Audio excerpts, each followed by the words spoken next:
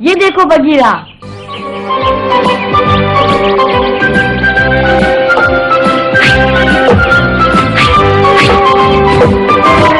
नारियल को लगा। हाँ, लेकिन तुमने उसके लिए 4 बार निशाना लगाया मोगली। हाँ, लेकिन ये तो शुरुआत है।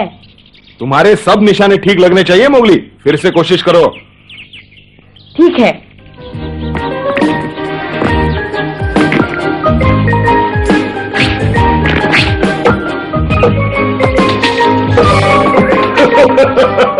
इस बार तुमने अपनी पूरी ताकत नहीं लगाई, इसलिए पानी में जा गिरा मोगली। और ये पत्थर अपने हाथ में पकड़ के मत रखो, इन्हें अपने कमर में फंसा के रखो, जैसे अपना पंजा फंसाते हो। अच्छा विचार है। नहीं मोगली, वो लंबे पत्थर उठाओ। गोल पत्थरों के बजाय ये लंबे पत्थर ज्यादा उपयोगी साबित होंगे।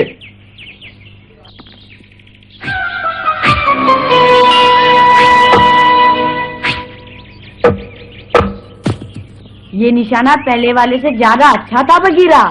नहीं नहीं नहीं, कुछ खास अच्छा नहीं था मोगली। इतनी देर से तुम एक नारियल नहीं तोड़ पाए, शिकार क्या करोगे तुम? फिर कोशिश करता हूँ। अब ये देखो। कैसा रहा? कुछ मजा नहीं आया मोगली। हाँ? मैं जिस मनुष्य के पास रहता था उसे मैंने पत्थर फेंकते हुए देखा था। वो कुछ इस तरह से पत्थर फेंकता था, देखो। लेकिन बगीरा, तुम तो मुझे सुबह से सिखा रहे हो, ऐसे फेंको ऐसे फेंको। हाँ, अब उसे भूल जाओ। ऐसे फेंको। हाँ? देखा तुमने? सबसे पहले अपने हाथ को पूरी तरह घुमाओ और फिर आगे बढ़ो। समझ रहे हो ना मोगली? दाएं हाथ में पत्थर पकड़कर उसके वजन का अनुमान लगाओ और फिर सारा जोर अपने कंधे पर डालो और पूरी ताकत लगाकर पत्थर फेंको। समझे? एक बात हमेशा याद रखना मोगली, शक्ति के साथ साथ युक्ति का होना बहुत जरूरी है। कुछ मनुष्य आसमान में उड़ते पंछी को पत्थर मारकर गिरा देते हैं मोगली। लेकिन तुम कैसे जानते हो? मैं भी उड़ते हुए पंछी को मारना सीखूंगा, तभी मैं मोती का असली बेटा कहलाऊंगा बगीरा। मैं अच्छा शिकारी बनूंगा बगीरा, खूब शिकार पकड़ूंगा और जो लाचार भेड़िए हैं उनकी सहायता करूंगा।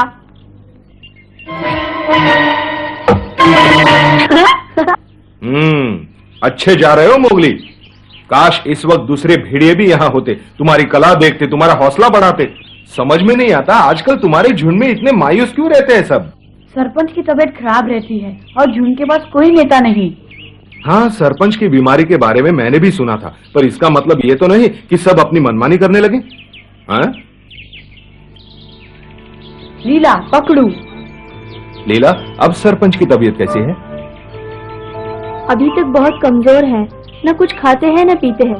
सारा दिन सर पे हाथ रखकर गुफा के कोने में पड़े रहते हैं, कुछ बोलते भी नहीं। यूं हाथ पर हाथ धरे बैठा रहेगा तो ठीक कैसे होगा? बगीरा, मेरा मतलब है थोड़ा चले फिरेगा तो जल्दी ठीक हो जाएगा। उन्हें अभी ठीक होने में बहुत समय लगेगा।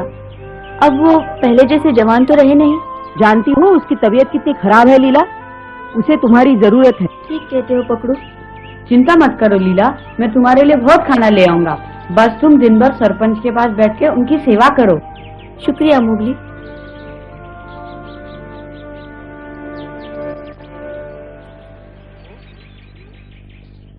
लीला आजकल चुप चुप सी रहने लगी है। लगता है उसे सरपंच की बीमारी की चिंता खाए जा रही है। तुम क्या देख रहे हो? जाओ लीला के लिए खाने का बंदोबस्त करो, वादा किया है तुमने उसे।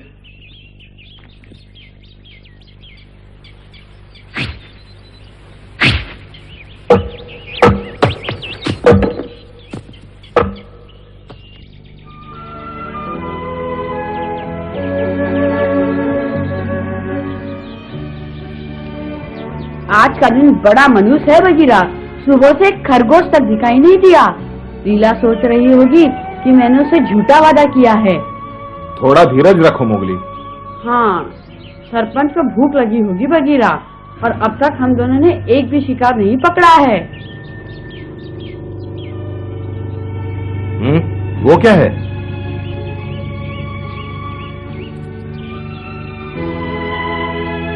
हिरन लगते हैं। वो तो ऐसे भाग रहे हैं जैसे कोई उनका पीछा कर रहा है।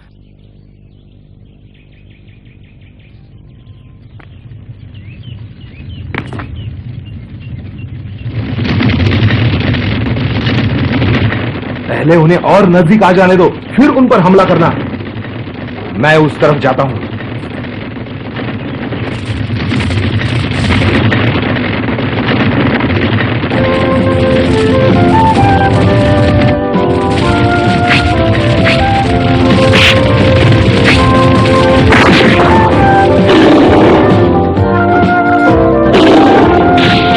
बहुत अच्छे बगीरा, तुमने 3 हिरण पकड़े हैं। नहीं, हम दोनों ने पकड़े हैं। कोई है? ये तो शेर खान है।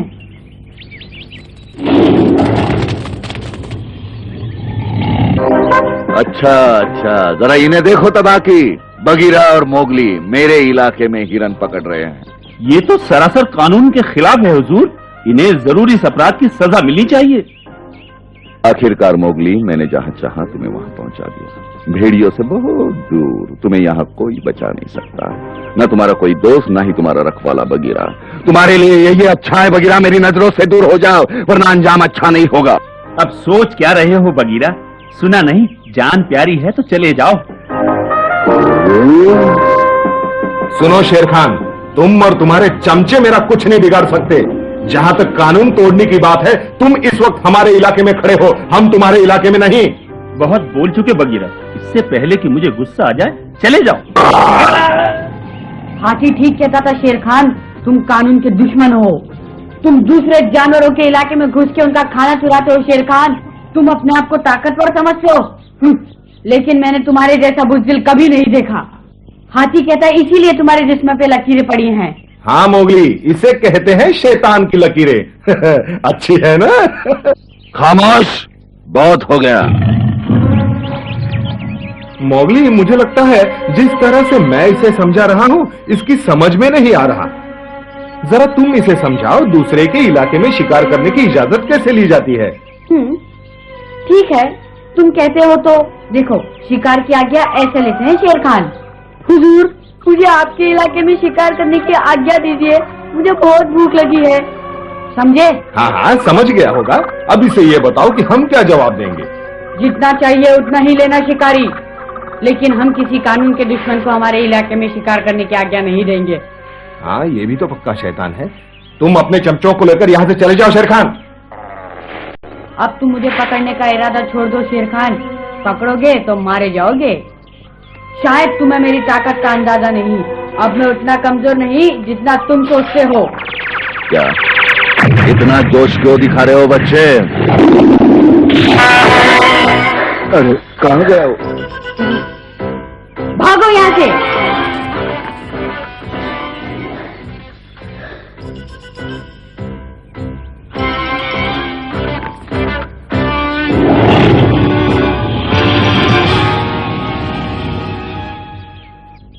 तबाकी, इधर आओ। जी बोलिए, क्या हुक्म है हुजूर? ध्यान से सुनो। तुम अपने साथियों को लेकर उन हिरणों के पास जाओ। जब बगीरा तुम्हें देखेगा तो जाहिर है कि वो तुम्हें रोकने के लिए तुम्हारी तरफ दौड़ेगा। उसी वक्त मैं उस खमंडी बच्चे का काम तमाम कर दूंगा। ठीक है हुजूर, समझो काम हो गया। दोस्तों, मेरे पीछे आओ।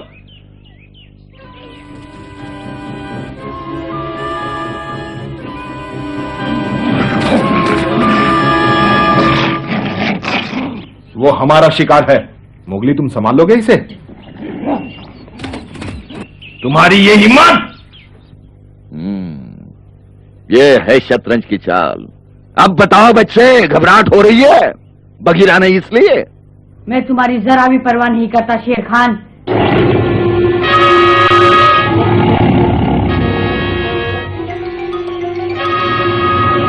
चोर, बदमाश!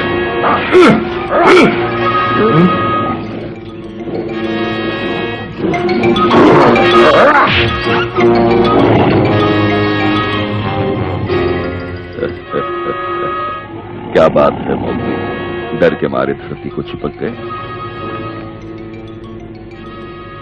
या घुटनों के बल पड़े जिंदगी की भीख मांग रहे हो हमसे?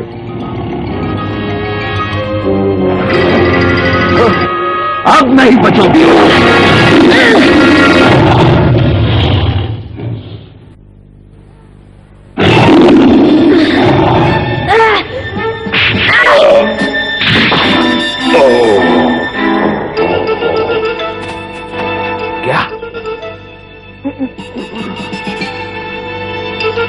अब मैं बर्दाश्त नहीं कर सकता बच्चे।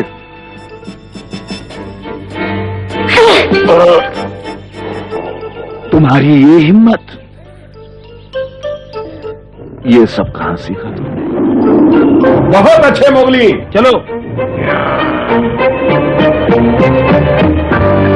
डरना मत मोगली।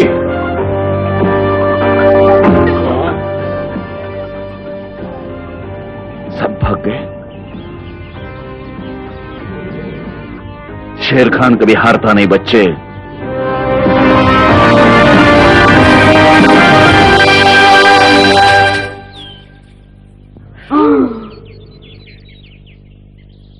मजा आ गया मोगली।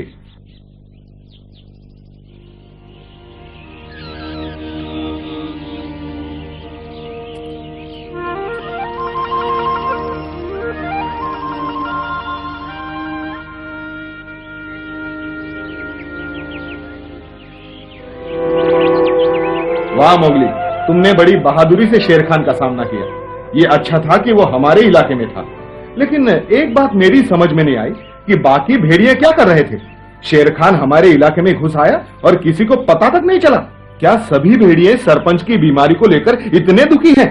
क्या वो अपने इलाके की निगरानी तक नहीं कर सकते? नहीं, ऐसी कोई बात नहीं है बगीरा। भेड़ियों का दिल बहुत बड़ा है। वो सिर्फ इसीलिए दुखी है क्योंकि उनका झुंड टुकड़े टुकड़े हो रहा है। कुछ दिन पहले की बात है, तुम यहाँ नहीं थे।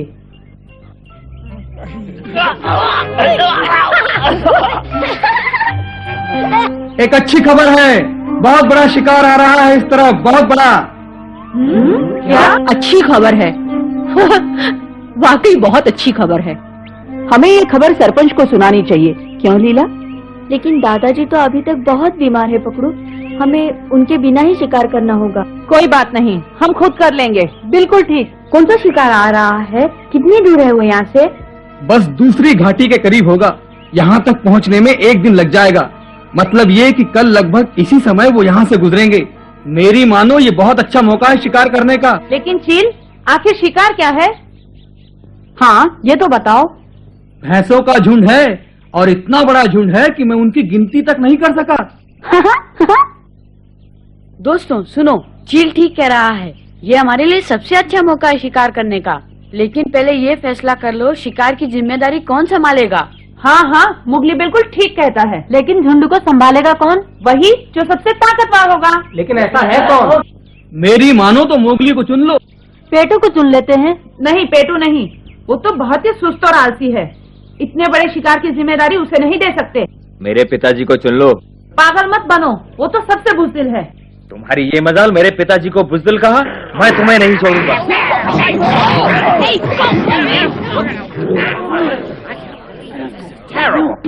अब तुम कोई शिकार की तैयारी करोगे या बच्चों की तरह आपस में लड़ते रहोगे? बड़े शर्म की बात है, मैंने ऐसा तो कभी नहीं देखा। इस तरह बात काफी बिगड़ गई। सब एक दूसरे से बहस करने लगे और कोई किसी की बात सुनने को तैयार ही नहीं था। कोई फैसला नहीं हुआ। कोई फैसला नहीं हुआ था तो शिकार तो हुआ नहीं होगा। नहीं, शिकार तो हुआ था। डमरू ने सरपंच की परवाह नहीं की। वो बोला, नेता होते हैं बच्चों के लिए, हम अपने दम पर भैंसों का शिकार कर सकते हैं। डमरू ने ऐसा कहा? उसका दिमाग खराब हो गया था क्या? तुम्हें नेता की जरूरत होगी, हमें नहीं। तुम देखना हम अपने दम पर भैंसों को कैसे पकड़ते हैं। तुम्हारे बस की बात नहीं है डमरू, ये शिकार हम करेंगे। अरे तुम क्या करोगे? तुम तो बुज़दिल हो। क्या कहा तुमने? हमें बुज़दिल कहा? हाँ कहा। तुम बुज़दिल हो, कायर हो, डरपोक हो। अब तुम पूरी राम कहानी मत सुनाओ, ये बताओ शिकार हुआ कि नहीं? जैसे चील ने खबर दी थी वैसे ही अगले दिन बहुत बड़ा भैंसों का झुंड वहाँ से गुजरा। किसी को भी शिकार के बारे में मालूम नहीं था। जिसका जहाँ मन किया वो वहाँ पर भैंसों का इंतजार करने लगा।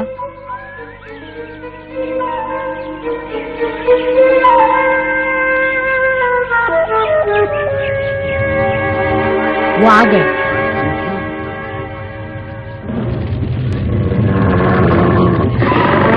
हमें जल्दबाजी नहीं करनी चाहिए अकड़ू।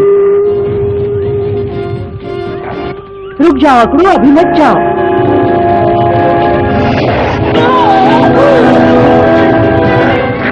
अकड़ू नहीं।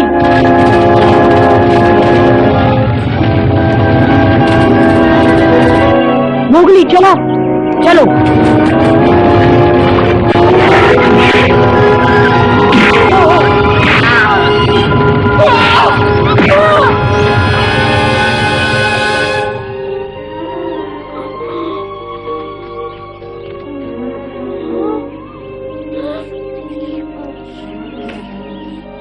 पकड़ू, क्या हुआ?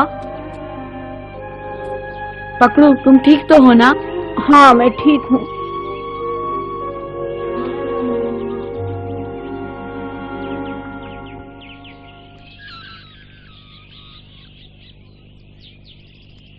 चलो, कोई घायल नहीं हुआ। अरे इन शिकारियों को देखो, भैंसों का शिकार करने निकले। आओ महान शिकारियों, माफ करना, यहाँ कोई भैंसा नहीं, सब भाग गए। शायद तुम ही लोगों से डरकर भाग गए हो, लेकिन पता नहीं जाते हुए हंस क्यों रहे थे। कितनी मेहनत की है तुमने उन भैंसों को पकड़ने में। इतनी मेहनत अगर तुमने केले के पेड़ पर की होती तो जरूर कुछ केले तोड़ लेते। अभी देखता हूँ। अकड़ू, उनकी तरफ ध्यान मत दो। उन्हें ये एहसास मत कराओ कि तुम्हें उन पे गुस्सा आ रहा है। तुम तो जानते हो उनकी आदत है बकबक करने की, कुछ भी बोलते रहते हैं। लेकिन इन्होंने मेरी बेइज्जती की है मोगली। हाँ, ये लो मोगली, पकड़ो। क्या हुआ, चक्कर आने लगे मोगली? बस, बहुत हो चुका। अरे देखो, शिकारी को गुस्सा आ गया। अब तुम नहीं बचोगे बंदरों। अच्छा, तो उन भैंसों की तरह हमें भी डरा रहे हो? चुप रहो।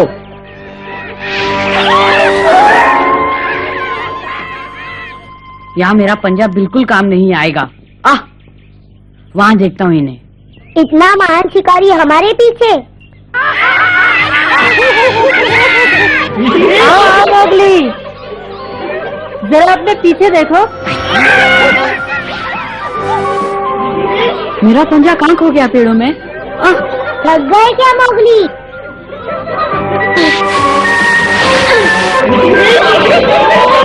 यहाँ कोई भैंसा नहीं है प्यारे।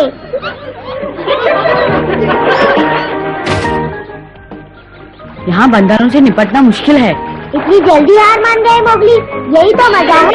अब समझ में आया कि वो भैंसे क्यों हंस रहे थे, क्योंकि तुम शिकारी कम और मदारी ज्यादा लगते हो। अब चलो मोगली, मैं तुमसे बदला लूंगा, याद रखना। क्यों, भैंसों का शिकार नहीं करोगे? मैंने पूरी ताकत लगा के पंजा फेंका, लेकिन वो पेड़ों में गायब हो गया। अच्छा, तो इसीलिए तुमने मुझसे पूछा कि पत्थर से कैसे वार किया जाता है? सिर्फ यही वजह नहीं, सच तो यह है कि मैं उन बंदरों से बदला लेना चाहता हूँ। जब भी उनके बारे में सोचता हूँ बहुत गुस्सा आता है मुझे। जाने दो मोगली, तुम्हें और बहुत कुछ सोचना चाहिए, जैसे कि झुंड में एकता कैसे रखी जाए। देखो, सरपंच अब बूढ़ा हो चुका है और किसी न किसी को तो झुंड की जिम्मेदारी का भार अपने कंधों पर लेना होगा। काश पिताजी जिंदा होते तो नेता के बारे में सोचना ही नहीं पड़ता। ये मत भूलो मोगली, विक्रम भी बहुत अच्छा सरपंच था। मैं जानता हूं तुम अभी तक उसके बारे में परेशान हो, लेकिन विक्रम किसी और वजह से गया था। अब मैं अपनी गुफा में जा रहा हूं मोगली। आज तो अपना खाना बचाने के चक्कर में बहुत मेहनत करनी पड़ी। अब खा पीकर आराम करूंगा। तुम्हें तो अभी लीला को खाना पहुंचाने जाना है, चलता हूं।